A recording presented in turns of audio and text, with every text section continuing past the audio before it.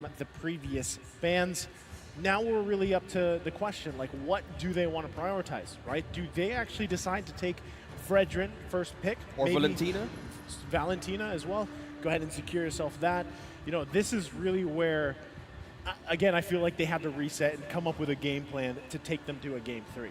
Well, speaking of Game 3, though, they have a respect ban now. There it is. From Arcangel. They ban out the Canada, and the Fredrin is their priority now instead of, again, from game number 1. It was a different round. It was either the EXP, but now they want to eye on their jungler to actually make things work in the early game. They want that extra, well, coverage, mostly in their own camps, because right now, how do you even seal, or how do you even counter the macro strategy of Philippines from game number 1? They were all over the place, creating so much coverage from the river, enemy camps, and now they're back with Terizla. Cannon gets his hands on his Terizla for this game number 2.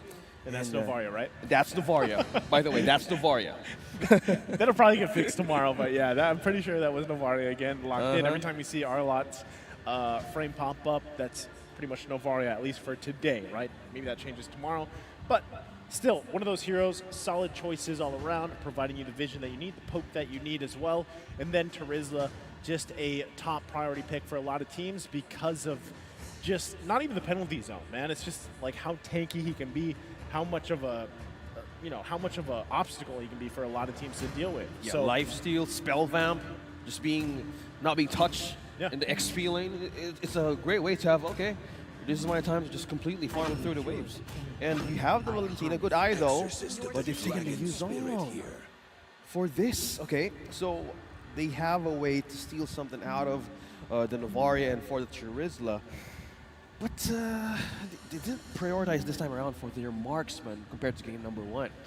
it might be better that way, OSX, you know, for the most part, because, again, as we talked about how games unfold, lane, especially lane priority and everything else, a lot of this, you know, these first picks, these priority picks, you want to be able to secure yourself the best gold lane experience as possible. And if that means holding on, like holding on that Gold pick, lane experience. yeah, the gold laners out there will understand, right? Yeah. Now, in that case, it's like, well, we can hold on to that pick, right? We trade it, though. You give up that Brody, and now most likely what we can kind of expect from the Philippines, if they want to do this, is take out a couple, if not one, of the marksman picks, forcing, you know, one of the not so popular picks over here for UAE. If that ends up happening, then, you know, you really have to pay attention to that lane. Like what we saw from previous series, where they have a not so mobile gold lane pick, right? And they get crashed down on constantly. That spells disaster for a lot of teams here. Well, with the Fredrin being present for UAE, they could either might as well pick the Beatrix for this one. Yeah, but a good ban though for the Atlas. You don't want their Brody to be caught in the ultimate of this hero and as well as the Terizla. So if we're talking about gold lane, well, the gold lane experience, as you say, well, either the Beatrix is open, the carry is open, but also respecting out from Unigos Franco, they're eyeing more on having a great advantage in their team fights. They're not getting picked off, even on the early game. Good ban here from UAE. We'll see what their second one for the second phase is going to be. Franco has been a thorn for a lot of teams out here. Interesting that Philippines decides to take out the Valir. I guess it is a great answer for the Terizla for the most part, right? If you're especially able to land a lot of those fireballs, get the stun off for the most part. But even what we saw previously, right? Valir did not perform very well, at least today, in day one. You know, it didn't work out. So Philippines still doesn't want to play against that, though, knowing that they have a Terizla. And they might even have another option up their sleeve for those last two picks. Yeah, a good ban though. They don't want that all penalty zone being wasted as they initiate. And as they ban out the Baksha, okay, something tells me that they don't also want to have the depletion right on their HPs if the tourist response is mostly used in team fights. So eyeing onto their setups up against Philippines, this is a good ban from UAE. Now they might want to secure their marksman as well. Beatrix open, paired with a Fredrin or either a Claude, actually. It's open for UAE? I don't. I'm trying to think too of what they want to throw in the gold lane here, but it might just be a Beatrix because it's Buez, and it might just be the best route to go would be comfort. We've seen him play the Beatrix so many times, even previously in his other matches, so they might go that route. They might even go with something with a little more mobility, but we'll find out because Philippines is also going to go ahead and lock themselves into Martiz. We've seen this combination so much too. Martiz paired with the Terizla. You have that. Not only that, but like I said, Novaria here, who is showing for this Arlot pick, but it is Novaria. The fact that you can too much bite. Yeah, the fact that you can lay down vision, allowing yourself to find the perfect way to get the penalty zone off of the multiple members here is crucial. But not only that, but when you pair it up with a Martiz, who's able to just kind of maneuver in and out, bob and weave, if you will, and be tanky, quite tanky himself in like this elusive manner, it works out really well. So the answer for UAE, the last two picks, here's someone who has been popping up quite frequently, at least today, Melissa, paired with Angela. So hero that's been constantly banned out now finally gets picked up for UAE. Yeah, we kind of missed that part. The Angela and the Fredrin. Yeah, it's a perfect combo from the camps and taking all of the objective, just being or sustaining up against a Martiz. It's a good way to go. But the Melissa as well, it's a good answer for the Terizla. And also, wow, we see Farsa. Yeah, one of my favorite heroes here to show. Finally, I saw Atlas, I saw Farsa. So this is actually an Arlot? This is throwing me off, man. You think so? I think this is finally an Arlen. No, I'm joking. It's definitely a Novaria because it's probably Novaria Rome, right? So I want to throw you off too. I know it's been a long day, but that's what we're seeing, right? A lot of we're seeing things. Arlot popping up, but it's Novaria once we get in the game, and so yeah, we were talking about this earlier. Novaria Rome, right? She actually works really well in that role, and then you pair it up with a burst mid mage like this Farsa, works out great. So. Once again, we'll see if they're able to make it work.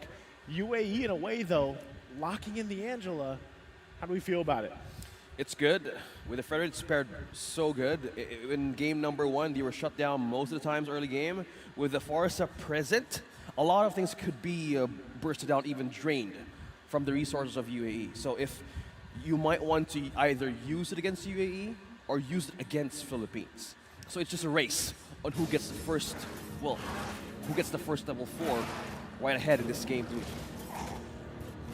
And as we jump into it, again, game number 2 here, UAE fighting to take it to a game 3 after a brutal game 1. Looking to slow down the momentum from the Philippines here. Solid choices, though, in terms of picks, especially with the Fredrin. It's a great option, right? So now, already getting this early flicker out from Drago. He had the right idea, though, right? Put the pressure where he needs to, especially in the mid lane. Yeah, good game sense there by Drago. So he felt it coming.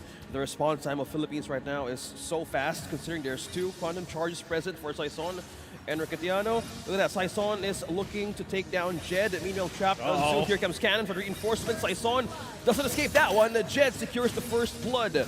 While Cannon's trying to get this crab point out, 7 and Dan receives trouble right onto Unigo. Look at that, HP bars dropping, but still sustaining that. UAE gets the first point against Philippines this time around, game number 2. That's great for Jed, right? He needs, if it's someone to get that first blood, Jed is a great person to have that. Not only that, but he's going to be able to utilize this. Oh, that's tough. That was close. That was close. Okay. I was waiting, man. I thought there was a scary. Okay, there's been a lot of those moments today, right? With a sliver of health.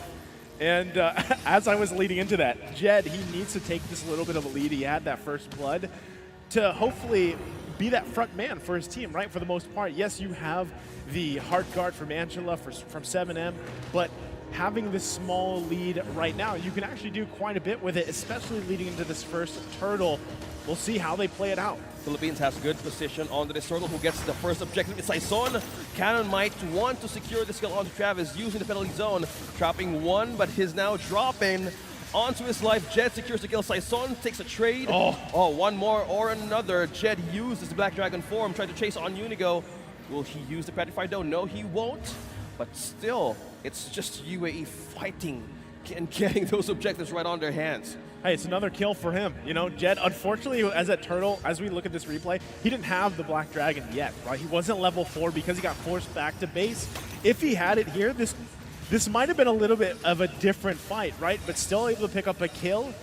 But you can see, Philippines knowing what they have to do, they get the objective, and they're going to continue to do this. They're slowly, even with how things unfold in early game, they're building that gold lead. This is what we saw them do in game number 1, albeit it's better here for UAE this time around because Jed has some of that lead. But still, if he can provide that coverage for his team, especially these early skirmishes, it'll be crucial. But right now, Cannon's just keeping him there on the top side, right? He does not want him to roam to help with these early skirmishes. Cannon. And there you go. Oh. Jed secures the kill on the killing spree. 3 kills just right off camera. So Jed now 3-0. This is the man that we've been talking about even back in Riyadh for the Asian Championships. He is someone that UAE can rely on. And like I said, with this pick alone with the Yuzhong, it's impactful throughout the majority of the game, especially if you get an early lead. But hopefully it's enough to allow Buez just to farm up. This is what he has to do. Despite that lead, now they're translating it into kill. Saison, and also one being trapped by the taunt there, Travis, would want to secure that kill. But Maleficor present now for Catriano. He could dive deep with a penalty zone as well as Cannon, and as well with a reinforcement right into Jed, forced to use that Black Dragon form to escape the possible takedown of Philippines right in mid. It looked so good for UAE until it wasn't, right? And they were poking Philippines down. They were able to get a little bit of an advantage, and then the flip back came from the Philippines, and now they're going to grab themselves a turtle here.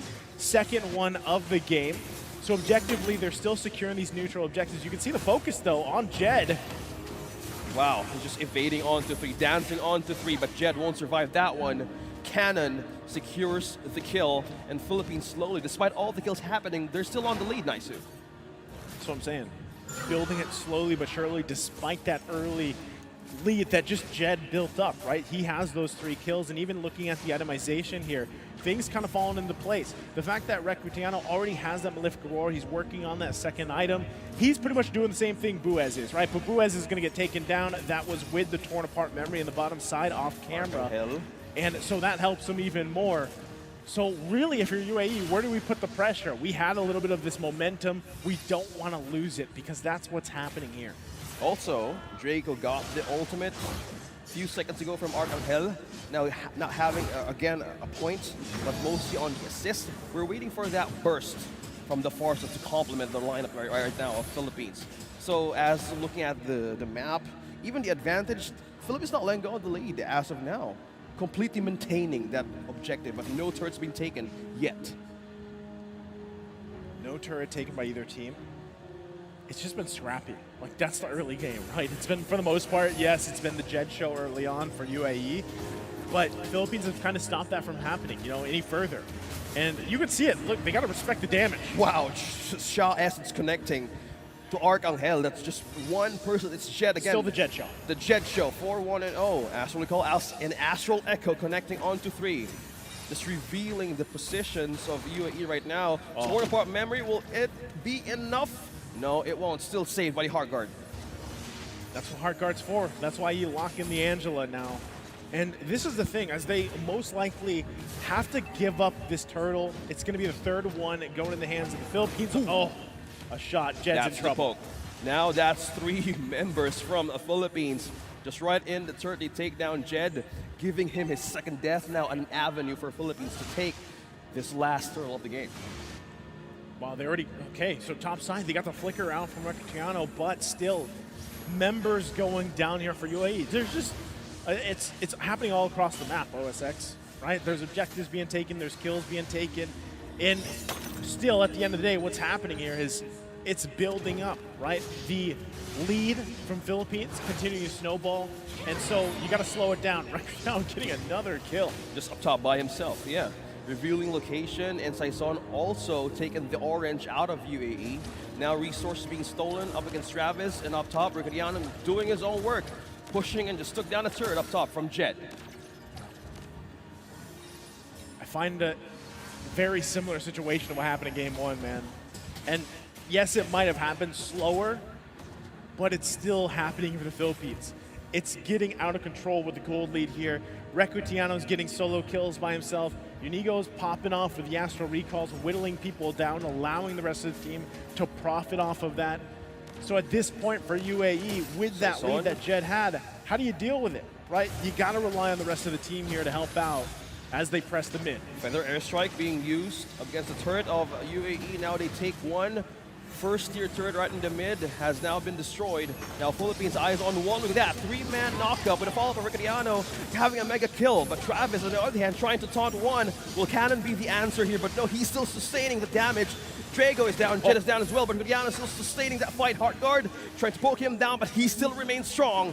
Philippines, no casualties, and they've taken a purple out of UAE. The Philippines is not the one with the Angela, but somehow they're the ones sustaining these fights and staying alive here. UAE still, I mean, at this, you know, it's been minutes now where Jet had these kills all in his hands. You're hoping that Buez is able to get some on this Melissa, right? The damage is starting to be there, but is it going to be too late? Even looking at the replay here, Jed takes quite a bit of damage. That was a nice flicker, too, that we saw with the setup with the penalty zone. But look at that. That's what I'm talking about. Buez just does not have the damage just yet. Maybe another 3-4 minutes, he'll be where he needs to be. But is it going to be too late by that time, right? Now that this Lord is up, it's most likely just better off if UAE doesn't contest it, they defend. Because it's just going to be taken in the hands of the Philippines here, just like all the turtles early on. Yeah, 3-level gap.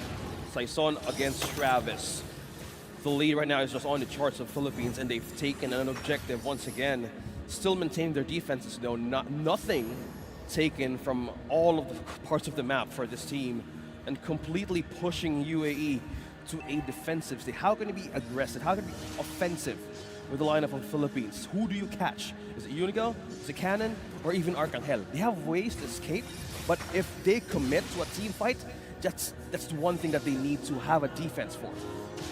It's tough because, like I was saying, it happened a little bit slower, but inevitably it turned out to be a 10K gold lead anyway for Game 2. Philippines now marching down the mid lane with this first Lord of the game. They should be able to make quick work of it, right? They're still able to do that. Look at Jed's placement as well. He's trying to find his own entry point, and it looks like they're going to go ahead and go for it. Look at the back line coming from the back. Jed using that stun, catching one. Will this be the answer of UAE to bounce back? But Saison takes down the Yuzong of UAE. There's no Black Dragon form that could save him back to his base. Now Philippines is knocking slowly right into the defenses of UAE, melting another last tier turret in mid. Look at that, Buez with a burst from Arcangel is completely devastating right now for UAE. Now they take another turret up top, and as well as one defense down bottom. The poke potential is massive here from the Philippines with this lead. And just Ice Queen 1 just now being picked up, by the way, by Unigo. Right, he only had the talisman, he has the Necklace of Durance here as well to help with some of that sustain.